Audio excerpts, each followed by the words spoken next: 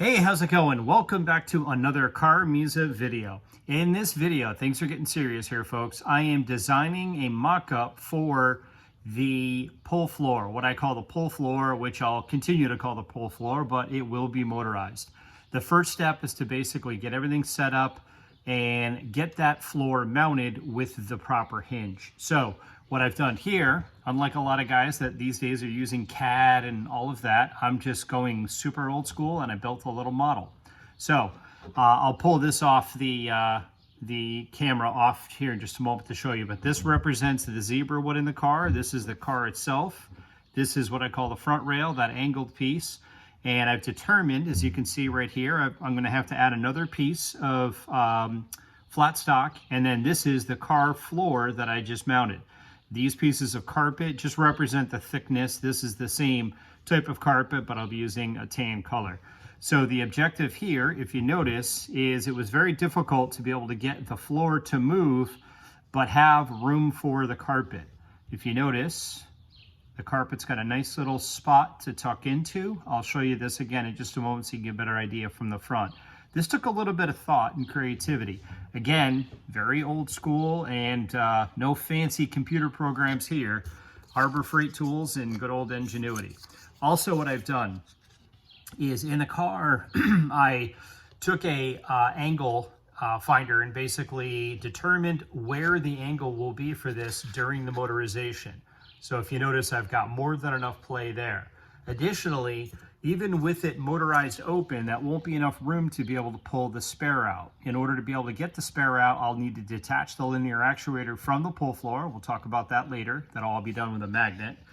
And then lift up on the pull floor. So again, imagine it's like about here. During motorization, let's say I get a flat, I pull it off the actuator, and now I've got enough room, just enough there. You can see my carpet right here is nice and tucked into that little corner. So I think that was a pretty clever solution. I'm gonna leave this carpet, just kind of, I'll obviously upholster this carpet and attach it to the pull floor. But right here, I'm just gonna kind of tuck it in there and that'll be it. So again, let me pull the camera off and I'll give you a better idea of the angle of this design. All right, so here's what it's going to look like from the front. I also wanted to be able to see some of this material here. The front rail on the car will be gold plated, which was important that you were able to see that. And again, maintain the same look that Earl had. But again, it was a big challenge to figure out clearance with the movement of this in here.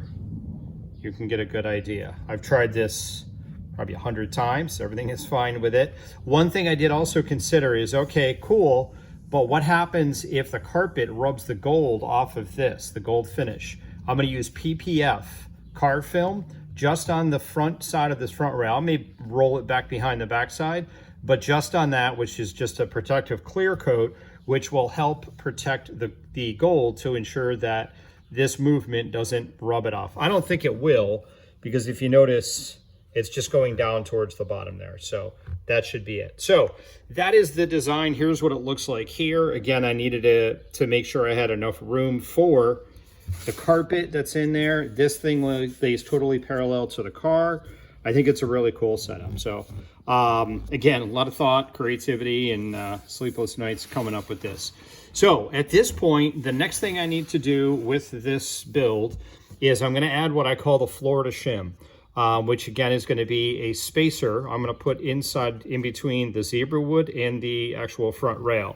This again will allow for expansion when I go to places like Florida with a car, and the wood will swell at that point because it's substantially more humid than where I am. So, and by the way, for anybody watching, the second week or third week in May this year, May 17th, will be in Florida.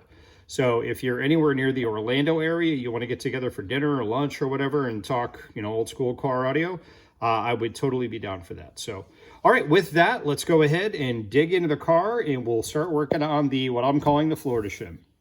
Two other quick things. Don't pick on my mock-up here. Everything is just double-sided tape, so nothing is like screwed in. If you see something moving the way it shouldn't or whatever, that's why. It's just proof of concept. Also, I bought a couple of hinges, this one being one of the other ones that I bought, or the other one I bought, and tried different sizes. If you notice, this one is a little bit longer there, which was not ideal. So again, just put a lot of investment into making sure I'm doing this to the best of my ability and the best possible design. All right, if you're new to the channel, this is the car layout so far. There are tons of videos on my channel, 40 so far just about the trunk, so feel free to get caught up. All right, so the order of operations is going to be remove the car floor, which again is 2 separate pieces, as you see here. Remove that, pull the zebra wood out. I'm going to clamp the zebra wood to the table. I'm still freaked out about this thing flexing and giving me trouble, so I'll clamp it down to keep it flat against the table, and then I'll remove the front rail. All right, and here's what the car looks like with the panels removed. In case you're wondering, I can get the zebra wood floor out even if I leave the car floor in, but car floor is going to have to be trimmed, so I might as well take that out now. All right, if you've been following the series, you know that I at one point had some pretty severe cupping issues and warping with this wood, which has since been tamed and has been really behaving. So knock on wood, I think all the moisture is out of it at this point because I'm, again, in a very dry climate here in Arizona. So, but despite that, just to be safe, I'm gonna put these clamps on. This front rail definitely helped a lot of that to keep it kind of straight, especially because it's a 90-degree. So now at this point, I'll go ahead and remove the screws and I'll pull the front rail off the zebra wood. All right, with all the screws removed, I can now carefully slide this out. And obviously, again, it maintains flat to the table. All right, so I've got my stock, which is 3/4 of an inch tall. That is the height of the zebra wood. And if you notice here, I took a file and filed this edge of the new stock to make sure it is at the same angle as the front rail. I know what you're thinking too. Well, what happens to the wood? You're gonna have to take a little bit off the wood. It's about a 32nd on each side, which I'll do a little later. But at this point, I will cut this piece to length and then file another angle on the opposite end to make sure it's exactly the way it should. All right, I've got that end aligned and clamped. This end, you can see I've cut it a little long. I will very carefully go in and file this. Notice there's actual residual Sharpie mark on the actual front rail, which is perfect because that'll be an indication if I file any of this away, which I don't want to do. So I'll very carefully run my file parallel to this edge and get this to line up. All right, I did the filing outside on my little work table on my driveway, but it's too dark to show you. But as you can see, we are, I would say, exactly the same angle. And notice I even still have you can just barely see the marking there from the Sharpie. So both ends are good. It is cut to length. So on to the next step. Okay, next thing I did was double side taped the 2 pieces together in preparation for marking the screw holes. Here's another angle too. You can see kind of what that looks like there. All right, couple days later, had some stuff come up around the house, but back at it. So at this point, I am using a transfer punch very carefully to go ahead and mark the center, double checking those to make sure everything's good. Now I've done that on the entire strip. I'll take the 2 pieces apart and then I will drill a pilot hole and make sure everything lines up properly. All right, so the next thing I'm gonna do is an 1/8 inch pilot hole. You guys have seen me drill before, but of course I'm gonna use a drill press to make sure everything is nice and straight. All right, pilot hole's complete and centered up nicely. Okay, next thing I did was open up the holes. I went slightly bigger than the diameter of the bolts. This allows for a little bit of play with this if needed. And when you do this, if you notice, you get these burrs. And for this, I'll use my handy dandy deburring tool. And that's the nice finish you get with the deburring tool. Thanks again, Joe Schmo. Okay, as you can see, I have started to put some of the screws in, and you can see the other holes. Everything lines up as it should. This was the original length of the screws, and with the Florida shim, I've upgraded to this length. Okay, Florida shim is in there, mounted. Everything looks really nice. And as I suspected, you'll notice that it's probably a 32nd of an inch right here. My fingernail can just catch it. That's because I sanded this down. So now what I'll do is go in here. I'll take a sanding stick and just very carefully sand this edge to get that flush with that edge. Same thing is true, obviously, on the other end. And I'll go ahead and take care of that now. All right, pretty simple here. I've got a sanding stick, which if you've been following the series is just basically a piece of sandpaper, double side taped to a flat piece of wood. And I've got the work clamped, and now I'll just very gently and carefully sand this down.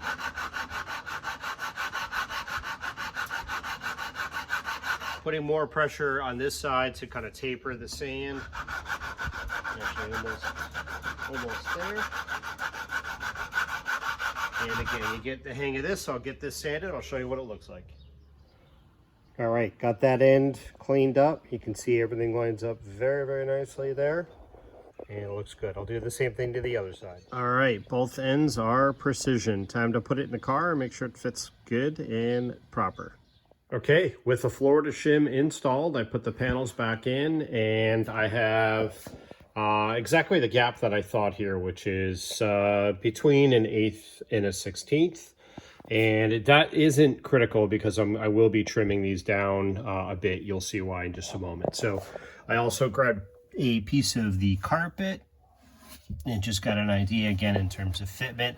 This might be closer to 3/16 than it is an 1/8, but that's okay because again, I just need to have enough room to be able to get the carpet in there, and that looks nice. So all right, from there, it's going to be on to the next part. One other quick detail about the Florida shim. So as I spaced this piece out, if you notice, if you're not aware, I have a slot in this section of the front rail, which allows for adjustment. So I didn't have to open a hole or do anything different. I might go a little bit deeper with this because I'm going to have a gap here, even with the Florida piece, just to allow for movement of the wood. All right, it is dark out and I need to cut the hinge. So I'm going to try to film this, see how it goes. So notice the way I've got this set up. I try to stay away from clamping the hinge itself. That is going to lead to issues, I think, with it binding up and things like that. So I'm going to push against this from this side, utilizing this hole again. This way I can straddle this and I'll get this cut.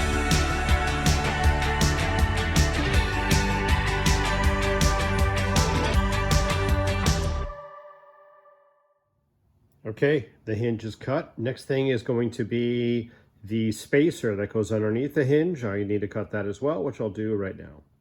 Okay, this piece is not only cut, it's extremely square on both ends. Okay, so that's what the front rail, I call it the front rail extension. It's more of a spacer. It's going to look like with the hinge. I've got an 1/8 inch shim here, just to basically get an idea of the placement, and I've marked it as well. Next thing I need to do is figure out which pieces I'm going to tap. Obviously, I'm going to use machine screws that go in here. I'm also going to use a button head screw, which will allow me to make a little bit of adjustment on this piece. I will use a flathead screw on this piece going into the actual, what I call, again, the pull floor. So I'm going to wrap up for the night. I'm going to figure out the logistics of all of that, kind of my next steps on everything, and should be able to get out here tomorrow as well. All right, it's a couple of nights later. I had to order some materials. I needed to order a bunch of screws, taps, and the drill bit for the tap, which I did not have the exact size, and I want to be really, really careful because I'm tapping into aluminum. So I won't be able to drill this out tonight. The drill bit will be here tomorrow along with the tap and everything else I need. So I figured tonight I can lay this out. So what I've done to start, as you can see, is I put the hinge in place. Get this to line up. And just took a Sharpie and marked where the holes are. This will not be used for any kind of precise drilling. Just gives me an idea where they're located. And then this green tape represents where I'm going to put the screws to hold this front rail extension to the front rail. I want to be able to put this in place, screw it in place, then put the hinge in place. I want to be able to move these items independent of each other. So a little bit of extra work, but not a big deal. So now at this point, again, as you can see, I've got everything laid out. I'll take a center punch this, and then I will double side tape and clamp this these two pieces together. And then tomorrow evening, I can go through with the correct drill bit and start drilling and tapping. So that'll be it for tonight. Short and sweet, and I'll see you tomorrow night. Okay, it is the next night, and I got my drill bit and tap and screws. So I'm going to go ahead and drill all of these out at this point.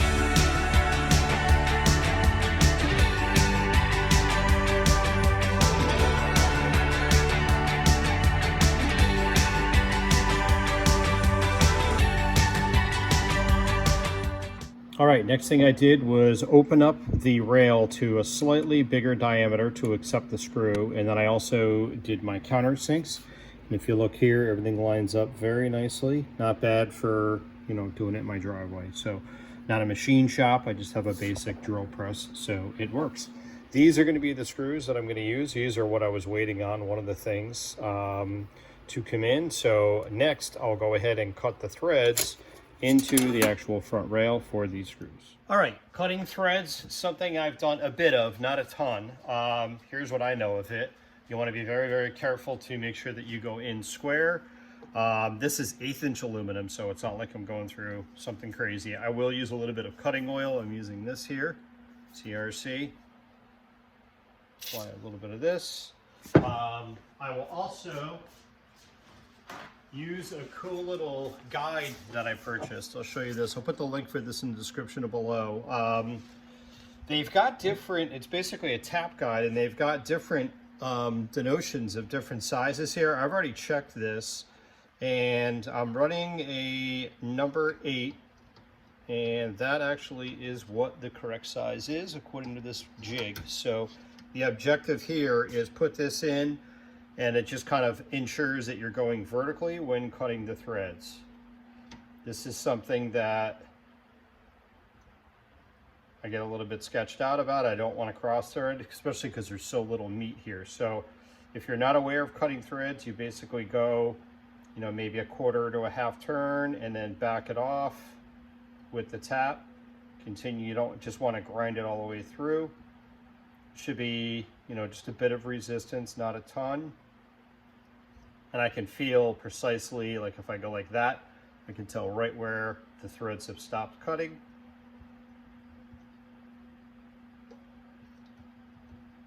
If you're going deeper into metal, like if you're around for when I cut the threads into the baffles for the woofers and the kick panel, that's 1/4 inch plate steel, hardened steel, so it was really, really tough. I broke a couple of taps doing it. That was pretty sketchy, but it came out great. Just really took my time, went really, really slow. Aluminum, again, is much easier. So we should be pretty well through. This is a tapered tap. So we are through, but I'll keep going just to make sure everything is good and clean. I can feel less resistance as I go. So now basically no resistance, as you can see. So go ahead and pull this out, show you what it looks like. All right, I'll typically blow that out with an air compressor as well, and then I just took another bolt I had laying around, an 8/32, and ran it through, and the threads are really nice, very nice and straight. So I'll replicate that same process for the remaining holes. Okay, threads are all cut, came out really, really nice. I'll tell you what, I am totally sold on this tool. Again, I'll put the link in the description. I looked at a few other ones. This one was almost, I think it was close to 30 bucks. Made in US. It is solid. It's made of metal. There's some plastic ones out there, some cheaper ones that I've read reviews that say that, you know, the hole kind of opens up over time. This thing is going to last. It'll probably outlast me. This is a proper quality tool, and it allows you to get such a nice, good, clean cut. Even when you back out the tap, you know, it stays vertical, because that'll screw up your threads too. You can cut them perfectly straight. When you back it out, if you're kind of walking it out, especially in aluminum, it's going to turn into a hot mess. But this is very precision. So love the tool. Great job to the company. It's V Tap Guide. No sponsorship or anything like that. Big Gator Tools. So really nice quality tool right there. So, all right, all my holes are good. I'm going to go ahead and wipe this down. I've got the cutting oil is kind of all over it. Give it a good clean, and then we'll go ahead and assemble these two pieces and make sure they fit properly. All right, I've got the screws in. Got them all tightened down, but I left one out. This gives you an idea of the degree of precision you can get if you take your time and line things up. So notice how exactly dead centered that is. That's the case with all of these. So, and again, these don't lie because they're flat head. So you've got to get everything in correctly and straight. Otherwise the head doesn't sit properly. If you've been watching the series, you've seen me emphasize that as well. If we looking down here, you can see it is very much lined up. Everything is very good. And these screws do not protrude past the underside, which was an important criteria as well. But we are good there. So with that done, on to the next part. All right, so next trick is going to be lining up all of these holes onto the front rail extension. I need to put a dimple and then drill those out so that we're going to put screws in here. How do I do that and line them up properly? Here's what I came up with. Maybe you had a better idea, but I've got 1/8 inch pieces of aluminum here, double side tape to this rail. You can see the tape is on there as well on the top and bottom side. I'm going to take the hinge, put it on here. So let me go ahead and do that real quick. All right, so if we go back to my model, which isn't precisely lined up, you'll notice that this is the front rail extension. That piece of aluminum, that represents the piece I just tapped and, you know, drilled and did all that stuff too. Here's my hinge, and my hinge is going to line up with this. It's basically 1/8 of an inch away from there. So I still have my 1/8 inch spacers vertically mounted, which allows me to get the hinge right in there. And now I've also spaced the hinge 1/8 inch off of the actual front rail itself. Made sure that the hinge is right up against the stops. Everything is good there. Obviously the hinge works as it should. Now what I'll do is I bought this transfer punch set, and the objective here is to take a punch that's the same diameter as these holes, drop it in, and now I can punch this and basically mark this. Just a dimple, just to be able to get a mark, and then I'll take it off and do a center punch, and that should allow me to get all 20 holes lined up properly. I don't know how well you're going to be able to see these, but came out awesome. Again, there might be, I'm sure there's a more precise way, but I spent 12 bucks on that transfer set at Harbor Freight, and as you can see, everything lines up very nicely. So now at this point, I'll go ahead and pull this apart and drill out all 20 holes and then tap them and get ready for the screws. Okay, it's very difficult to pick up on camera. I was trying to show you here how straight that line is of these punches, and of course it is because I use the hinge as my guide. So that worked out very nicely. In the past, like when I drill these holes, if you notice, these all line up exactly the same as well. And to do that, I put a piece of stock up against my drill press, made a fence, and drilled, and then moved the piece down and drilled. And that way I'm exactly equidistant each time. But again, in this case, I had the luxury of using the hinge as my guide and trusting that it is straight and the holes are true. Everything lines up properly. So the next thing I got to do, this is going to be really tedious, but I have to drill all these holes all the way through with a number 29 drill bit, which is what I use for a number 8 bolt to cut the threads. Once I do that, I'll pull this apart and then open up the holes on this part, then tap the holes on the actual right angle piece here, the front rail. So a lot of slow work, and this is only half of it. This is only doing this half of the hinge. We still have the other half to do.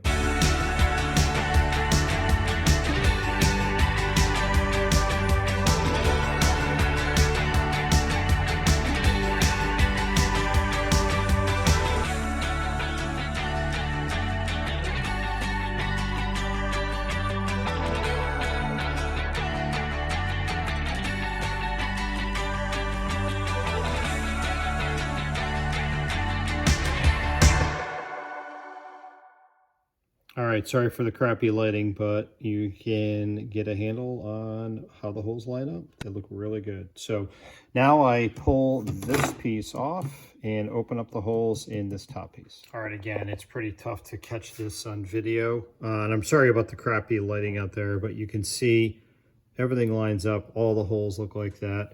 Very, very nice and precise. And you can see here. Notice this is intentionally oversized. I want the same diameter as this hole because I'm going to be using a button head screw on this. So you'll see why this is going to be slightly adjustable. So this will move with the button head screws. I'll have a little tiny bit of play here that I'll use to tweak this. Because the floor is so big, I need to make sure I have a slight amount of adjustment. So that's why I'm using button heads along here.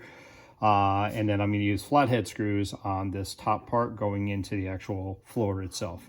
All right, so at this point, I'm going to go through and tap all of these. So I'll go ahead and video this, but I'll do it on time lapse. There's 20 of these. It's going to take probably, I don't know, a while, but here we go.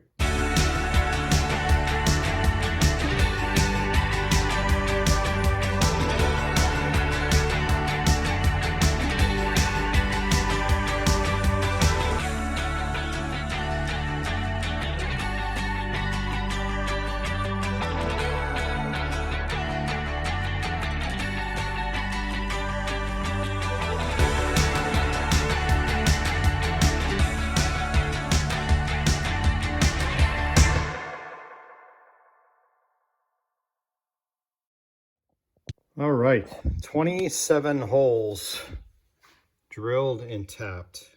I will never cut threads without that tool, guys. That jig is amazing. Gives you a really nice, clean, consistent job. So, all right, so we have the Florida shim. We've got the front rail is basically done at this point, and then we have the hinge itself, and then we have this spacer. So it is after 11 o'clock. I've got to get up early for work. That's going to wrap up for tonight. So tomorrow night, I'm going to put all this together, put it onto the zebra wood, check everything, make sure it's good. And then the last piece of the puzzle is going to be taking care of the floor. That's the pull floor template. That's going to need some tweaks. And then you can see the aluminum behind it. I've got to transfer it to aluminum, rough cut that, flush trim that with the router, and then get it mounted onto this piece and do the same tap and thread. So still some more to go, but really making good progress. I'm real happy with the way this is coming out, and that'll be it for tonight. Talk to you tomorrow. And just like that, it's tomorrow. So time to get this assembled onto the zebra wood and into the car and make sure everything so far fits all right. Okay, if you've noticed, it's gotten a little darker since I started. Last night was smooth as glass, knock on wood. Tonight, the zebra wood comes back to haunt me. So if it wasn't for the fact that my father did the work on this, which is extremely important to me, I might not be doing zebra wood. So other than zebra wood and MDF, I much prefer metal, aluminum. It doesn't warp. So here's what we've got. I put everything together, put the hinge on there, and I had all I could do to be able to open and close the hinge. It was bound up. And then I determined that, it's really tough to see this, but see where that's rocking back and forth? The center is high on this piece by about maybe a 16th or so, maybe even an 1/8. And that, again, is due to this drying and cupping and all kinds of stuff. I get it, wood is wood, it's Mother Nature is gonna move it, but man, it's kicking my butt. So I'm gonna take a sanding stick and very carefully go with this, get this thing ruler flat. So I put it up against here, and I get no rocking back and forth, and then my hinge should not bind up. And see how that goes. All right, so I got good news and I got bad news. Good news is this thing is within a 30-second straight. I'll call it straight as an arrow. However, while that was off, it wasn't the entire problem, or quite honestly, the main reason why the hinge was binding up. So here's the hinge mounted to everything on the front rail, moving just fine. Everything is good. However, this is only because I've temporarily thrown some washers in here to space this up. The problem I'm having, and I've never really dealt with piano hinges, is when I have this tightened down to this piece, it is causing friction against the hinge, which moves, obviously, and that piece of metal right there. So as I do that, that's why when I have the spacers in there right now, there's no issue. So I have two options. Option one, I can trim away that much metal from this, which is 1/4 of an inch. If I do that, that'll knock this down to 1/2 inch. Or, to do that, I would very carefully probably router the whole thing. More on that in just a bit. Or I can redo this piece, this spacer, out of 1/2 inch stock. The problem is I can only get 1/2 inch stock to 36 inches, and this is closer to 42 inches. So I would have to seam it, which I'm not a huge fan of. So let me contemplate this and I'll get right back with you. All right, I think I got it. Not in love with the solution, but it will work. I don't want to trim away a 1/2 inch or a 1/4 inch off this, because I'm starting to bite into the mounts, and I do want to mount this. I want this piece is the thicker piece, the bigger piece. So here is something that will work. Again, I'm going to just give us a bit more thought. This is 1/16 of an inch by 1/2 inch stock. I theoretically could lay this out, put my spacers, do basically the same thing on this as I did with this to transfer these holes over. Get my punches, drill this out, and then, although I don't love the idea, just double side tape this to this, and that'll give me the gap that I need, and just goes right over the top, and this thing stays as it is. Once I assemble this will probably never come apart, unless I have to pull the whole thing apart, which is unlikely, but that'll give me the gap that I need. So again, give me a moment of silence here and I'll let you know what I end up with. All right, the executive group met, that's me and myself and I, and decided to go ahead and do this 1/16 of an inch spacer. This will be fine. I'm already long on my way to doing it, and I've only been about 10 minutes into it. So double side taped it to the actual piece here, got everything lined up. I'll do the same thing here. I don't have that tape backing off yet, but do the same thing, space this up, get my punch in there and do all of my punches, mark this, drill this all out, and then I'm going to double side tape it to the bottom of this kind of permanently, I guess, if you will, and then get it all assembled, and let's see how it goes. All right, well, that was easy. It actually was. It was about, whatever, 45 minutes of work and about $8 worth of flat bar. So I held it up to the hinge. Everything lines up really, really nicely. I'm really eager to get it assembled and make sure that the hinge moves freely. It doesn't get bound up, which I'm confident it will do. However, I've got to wrap it up for the night. I've got some stuff to do around the house. So with any luck, I should be able to come back out tomorrow night, continue. And this was my goal at the very least for tonight, to get this piece in the car, the hinge mounted to this piece, check everything, make sure we're good, and then start working on the pull floor, but we'll get there. So trials and tribulations. People ask me, why is it taking 1,000 hours to build the trunk? This is why, this kind of stuff. So I want it to be right and to be the best of my ability. So with that, I'll wrap it up for the night, and I will see you hopefully tomorrow. All right, so that was Thursday night. It is Saturday night. Last night I had some stuff come up, wasn't able to get out here. So here we are. I have everything mounted. I will admit that I did have the 1/16 of an inch spacer double side taped. I didn't like that. I took it all apart, took the double side tape off, and this allows me a lot more fine-tune adjustment of everything. So first off, if you notice, everything is very, very flush right here, all the way down. Very difficult to see all the way down, but and then you can see right here where the spacer or the hinge is basically kind of raised up, right? So the moving parts aren't touching anything. So as a result, when I go to open this, and I'm just taking like my fingertip, it opens right up. No binding, opens up very smooth. Notice the gap there, very consistent. This hinge is not as good a quality as the stainless steel one I showed. I like the dimensions of this a little bit better because it sits flush here. The other one would have hung off this, and I would have wanted to mill it and all that, and I didn't want to get into that. So now that this one is mounted with the 20 screws here, it came out beautiful. It's exactly correct. And I've got my 1/8 inch spacing here. Check this all the way down. We are good. So at this point, I'll put it in the car. And I've got a couple little minor tweaks to do to the car floor itself. I thought I was going to have to cut it. I don't think I need to, but I'm going to put this in, make sure everything is good. And then we're going to be able to move on to the actual final pull floor. So let's get with it. Okay, the hinge is officially in the car. Baby steps, right? I did have to do a little bit of tweaking to the car floor. Just the height was a little tiny bit off, so I tweaked that. I also don't need to cut any of that. I wasn't sure if I was going to have to with Florida shim going in. There's still almost 1/8 of an inch there. I'm going to leave that just to allow for additional movement separate of the Florida shim. And then I wanted to make sure also that this wasn't binding up. And as you can see, it basically just falls. So that ensures that it's, you know, everything is set. It's straight as an arrow and good to go. So I was going to stop the video, or actually, I'm sorry, one other thing I want to show too. You notice this 2 layers of carpet represent the car floor being carpeted in the underside of the pull floor.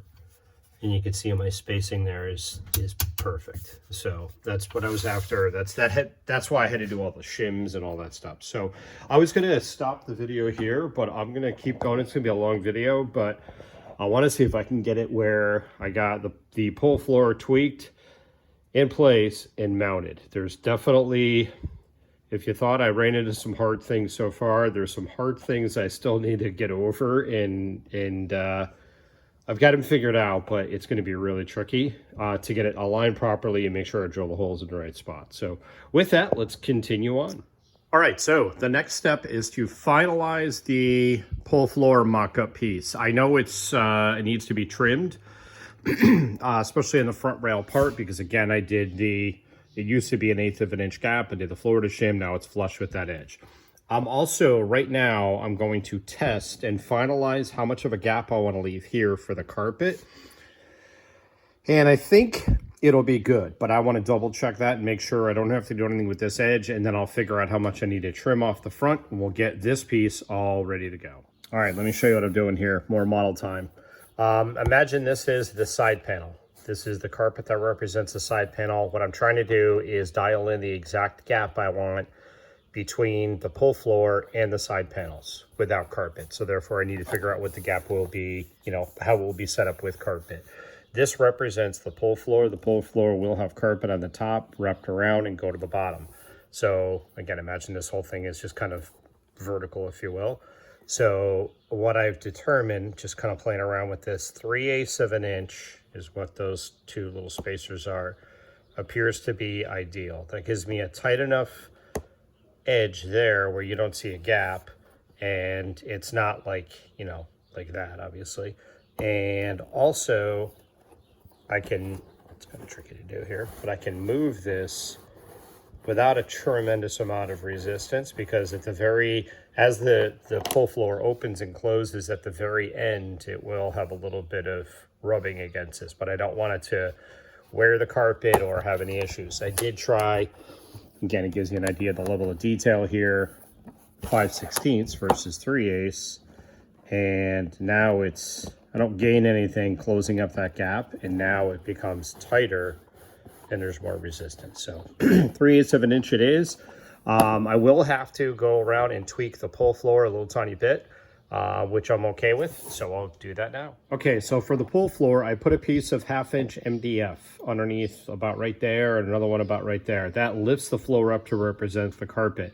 In doing so, my gap used to be 1/4 when it was sitting down low. Now it's closer to 5/16, so you can see. So basically, I've got to take about a 1/16 of an inch off all the way around the edge. To do that, I will mark it. I will use a random orbital very carefully.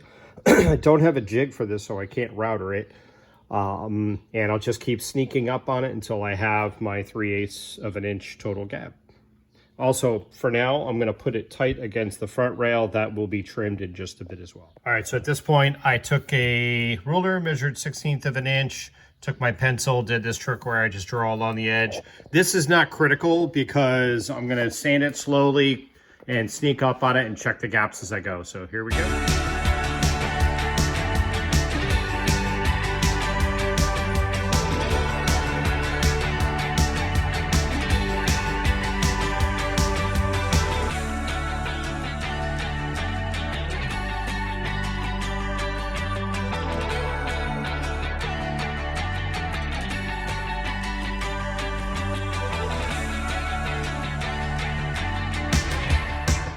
All right, that was easy. In hindsight, I know what you're thinking. I probably could have used a flush trim bit with a smaller bearing, but I didn't have a smaller bearing, so I did it by hand.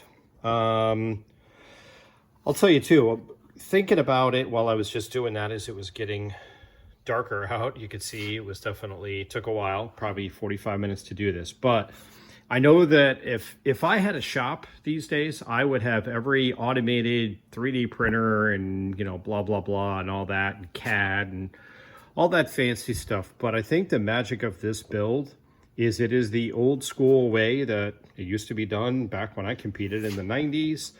And it's kind of true craftsmanship. And I think, unfortunately, I get it. You know, cost and time and all of that. You got to be able to stamp stuff out. But being able to do stuff like this with your hands and have it come out really nice is unfortunately becoming a lost art. And that's what I was thinking about as I was sanding it. So, all right. So with the perimeter good to go, now I need to figure out how much I need to take off the front edge. And to do that, I'm going to double side tape a piece of flat stock and whip it off with the flush trim bit. So I'll rough cut it with a jigsaw first. But that'll be pretty straightforward. So I'm going to go back to my model, reference that, identify how much of this needs to come off, and go ahead and take care of that. All right, so at this point, I went back to my model and double checked. I did this in the car as well. I thought I knew, but I wanted to confirm the gap here is 1/4 of an inch from the front rail to the edge of the aluminum, and right now it is flush with the aluminum in the car. So basically, you need to take 1/4 of an inch off of that front edge of the MDF piece. So I'll go ahead and do that now.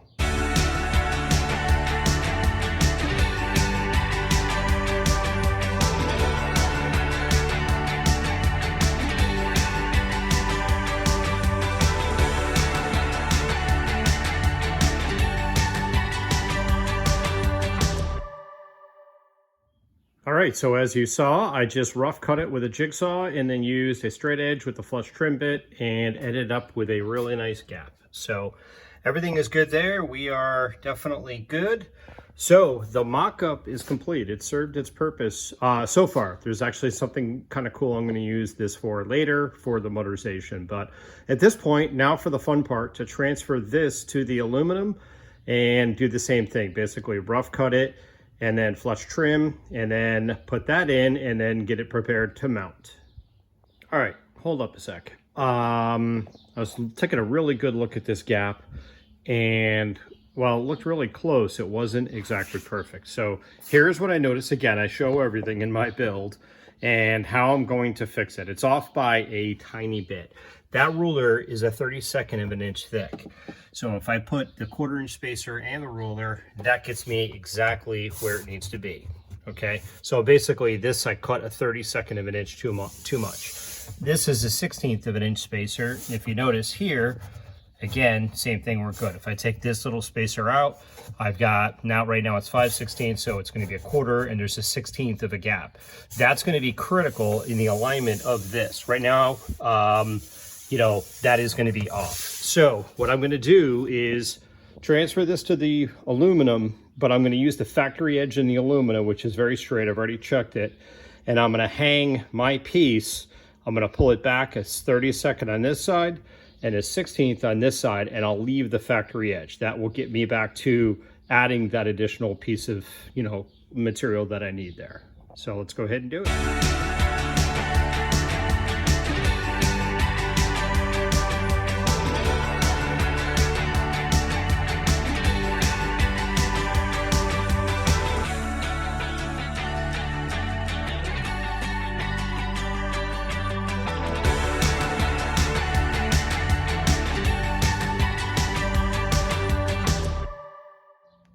All right, I think it took about a half hour to rough cut that. I go really slow. I don't want to break the blade or anything like that. It's not perfectly straight, and it doesn't matter because I'm going to meet it up with the piece of MDF, and then we're going to flush trim it with a router. So the next thing you'll notice, there's kind of a mess, which I'm just going to leave the stuff on the ground. But this, I've got a bunch of WD-40 and all this. So I've got to get this really good and clean. I'll do that, and then I'll double side tape the MDF, and we'll go ahead and get it routered.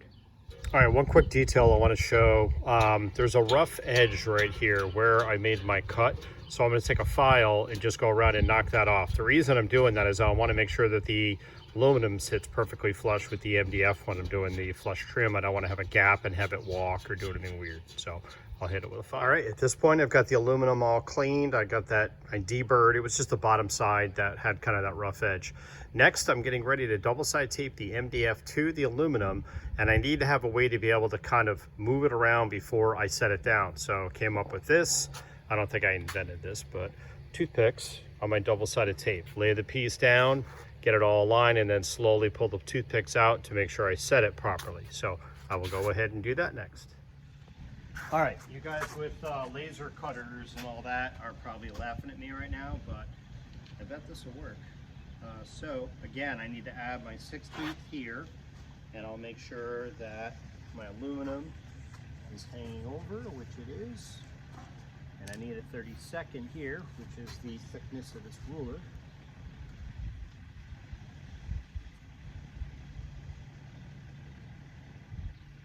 Get that in place.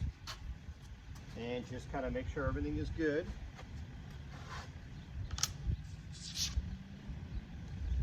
I think I'll go ahead and start with this end. So there's my 16th.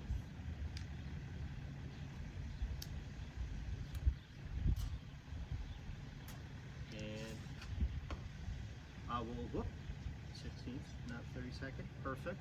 So I'll continue to do this around the entire perimeter.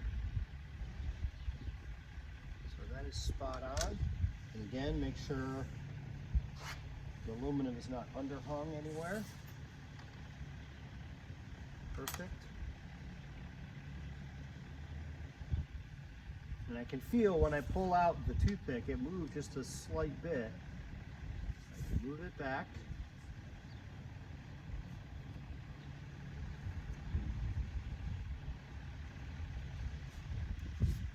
And get it into place. So, all right, with that, I'll go ahead and get the rest of this done.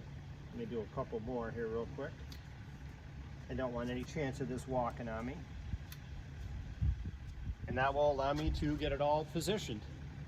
All right, so we're all set. This is the edge. I don't know, this is an old camera, old phone, so it's not super precise, but that is spot on in terms of that edge that I needed there. And then same thing down here. This needed to be a 16th, the other end a 32nd. Look at that. So while I might not have a plasma cutter, I come up with cool ways to be able to get it done. So I also, if you noticed earlier, when I'm doing this stuff in double side tape, I pull the work off, put it in the driveway, and I step on it. I'm not a light guy, so it gets, make sure that my tape is good. So, and again, you can see my edge there. So at this point, we'll go ahead and router the 3 sides. Notice I've got note to myself there to make sure I do not cut that edge. All right, here goes nothing.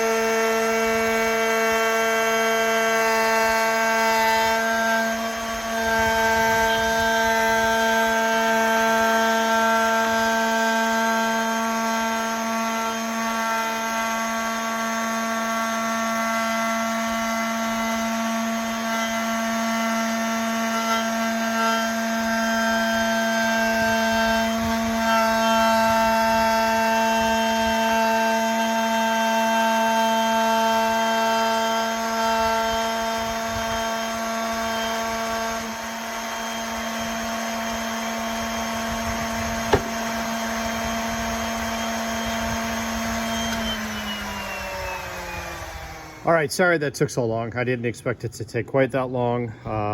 Hopefully it wasn't too boring, but very satisfying. If you notice, on both ends coming up to this straight edge, I went in a little early. I didn't want to risk rounding this off. Again, this whole thing's going to be covered in carpet. You'll never see it, but that's kind of how OCD I am. So I'll take a file and I'll file this along this edge to get my edge to be nice and perfect. Okay, and that's what it looks like when it's filed. Nice clean edge. As my father would say, hot damn. This came out awesome, guys. So I've got 1/4 inch spacers up front, which is exactly what I want, and then my 3/8 inch spacers on the side. I've got a glove with a really nice grip. I can shake the whole car. Sorry, I'm trying to keep the camera straight. And this thing does not budge. So, and all my shims fit in nicely. They're not too tight. They're a nice, proper fit. So again, I think this goes to show you, even with driveway tools, I screwed up, but I fixed it. Take your time, do it right. Things will come out awesome. So, all right, we're almost, well, we still got a little ways to go here, but the piece is cut. On to the next part. Okay, there was something else I was going to do. This is the pull floor. To the pull floor, I decided not to, but I want to show you what it was. It was to take this leading edge right here and chamfer it with a 45. I didn't know if that was going to help the carpet kind of roll down here. Again, this stuff is so thick. At the end of the day, that's going to be fine, and that's what it'll look like. I really like that look, and everything will function just fine. So I'm skipping steps, guys. I'm saving tons of time. On to the next part. Here's some real world behind the scenes footage too. My shop's kind of a mess. The driveway is a absolute complete mess. So actually the next thing I'm gonna do is spend probably half hour, 45 minutes cleaning up all this mess. All right, it is a couple of days later and I am back at it. So the next thing is to get the pull floor mounted to the hinge. So what I just did is that I didn't video this because it would have been really tough to show you, but I had the pull floor in as you last saw it. Everything was aligned. I had all my spacers. Then I went in and used a scribe. You can just barely see the line there. Scribed a line for where the edge of the hinge was on the metal so that you can see it. There you go, right there. So that is where the hinge lines up with the floor. And then also on the floor itself, I used the same scribe to mark the ends of the hinge. So now what I'll do is pull the zebra wood floor out, and then I can get this thing mocked up to the hinge. Okay, this next part was tricky, but it's all set. I suspended or lifted up the floor with some 1/2 inch scrap pieces of MDF. Then I took the zebra wood floor out, took the hinge off, double side taped my 1/8 inch little spacers here, double side tape on both sides, and sat it here and had, you know, maybe a 1/16 of an inch gap here. That way I could kind of move this around, get it in place, note my ends and my alignment, and then very carefully just lifted it up, pushed out on this as well. There's a little bit of flex in there, and that allowed me to get it lined up. So now if you look at the hinge, it's kind of tough to see, but the gap is, I measured it, checked it, it's right up against the scribe line, and it's extremely consistent. So now we'll take this to the bench, flip it over. Trying to show this, and you might be able to see a little bit better. So there's that scribe line, and then looking straight down it, you can see we're lined up. Okay, and here we are. You can see the shims spacing this up. And once again, I'm gonna repeat the same process with my transfer punch. Very carefully come in here and be able to punch the center of each hole, put a dimple, and then I will make it just a little bit more pronounced with an actual punch. Okay, again, probably difficult to see all of them, but that gives you an idea. This thing does a pretty good job. This centering tool, you can see all the punches look good, lines them all up properly. So now I'll take the hinge off. You can see I got some double side tape on here. I'll get everything cleaned up and drill the holes out in preparation for tapping the aluminum. Okay, got the work clamped to the table. I made a decision here to hand drill these. I normally would use a drill press, but this piece is quite big. It's almost, it's about 4 feet wide and almost 2 feet. You saw the piece that I had, which is I think 24 by 48. So I am going to very carefully drill these out by hand and then use the tap and once again my little guide and I'll get all 20 holes drilled into it.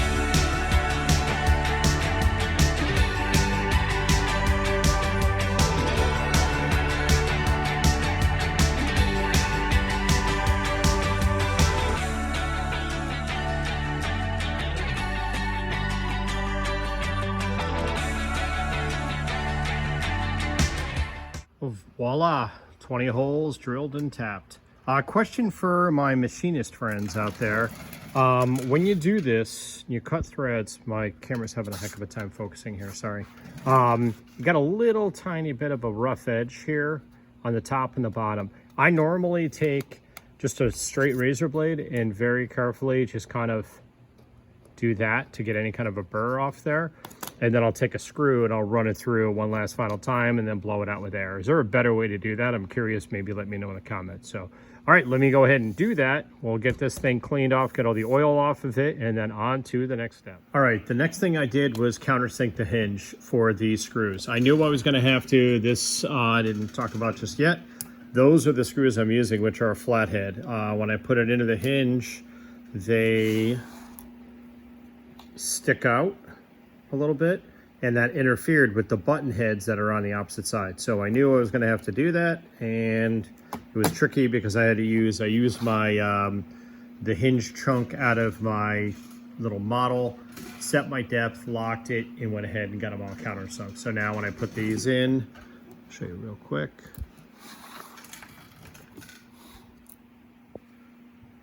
The screw sits in nice and flat. These will be repainted tan in the end. So, all right, here we go. Let's get it mounted. Okay, how about some more good news, bad news? Good news, it's perfectly straight. My scribe line is lining up perfect and it moves great. The screw heads are all good. On the underside, screw heads do not protrude. The depth is really good after I did the countersink. The bad news is, and it's not the end of the world, just more work. I ran into the same problem. This was binding up, so I stole the 1/16 of an inch spacers from the bottom piece and had to put those in. And I was fearing that because of the movement in the center axle here of the hinge. So it is, whatever, after 9 o'clock right now. So I'm not going to run to Home Depot tonight because I'm out of aluminum. So I'll go tomorrow, get more aluminum, make 2 more shims for the bottom, and then we will finally be able to get this thing mounted. I am so looking forward to that. So I'll see you tomorrow. All right, next thing I did was put in the new spacers. So those are done. I used a random orbital with a 40 grit on all the aluminum just to scuff it. This, I believe, is gonna help with adhesion. You can kind of hear it when I go to glue the carpet on. So I've got the hinge remounted. Everything is good there. I also didn't really love, with the 1/16 of an inch spacer, the length of the screws. So I put in new screws, and the only thing I could get was something that was just a whisker too long. So let me flip this over. So I filed the excess, hit the rest with the random orbital, and you can just barely see the tops of the screws there. So everything is good. At this point, folks, it is time to put this in the car. Let's give it a shot and see what happens. All right, if you made it this far in the video, you're an absolute trooper. Thank you very, very much for the support. This has been challenging, we'll say the least. Putting all the screws in along the bottom of that hinge, not a good time. I'm gonna have to come up with a better way to do that because it was painstaking and it took me well over an hour to put 20 screws in. So it's just super tight in there and trying to get them started without stripping and all that. So, but in the end, here we go. I'm just using a pick tool for right now.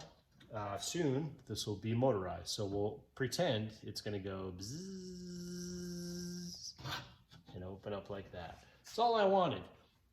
This again is some pieces of 1/2 inch MDF just to represent the 2 pieces of carpet.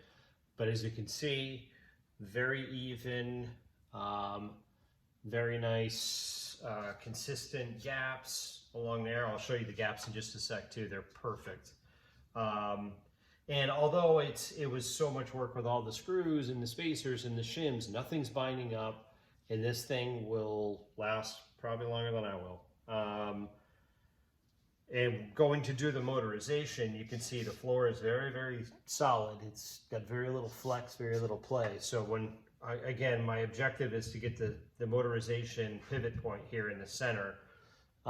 It's gonna move very nicely. So, all right, and also, even with it down, there's no rocking, there's no shaking, there's nothing. So give me a sec, I'll grab the shims and show you how those look. All right, so as you saw, I lifted and closed it a few times. Oh, I forgot to show you the underside too. I'll do that in just a sec. But notice again, the spacers are in there. These are the same spacers I had before. That's 1/4 of an inch. And you can see it's a tight fit, but it is the correct dimension, which is what I was after. So same thing. Again, you can see it fits nice and snug. There's no play, but it doesn't flop around. So that's, I think, a real testament to the time I took and lining everything up and all of that. I did have a little bit of adjustment on the bottom of the bottom hinge, but it was just not fun, guys. I'm sure there's a better way to do this, but I'm really happy with the results. So give me 1 second. I just want to show you the underside as well. Okay, and here's a little bit of detail of the underside. I think that came out really, really nice.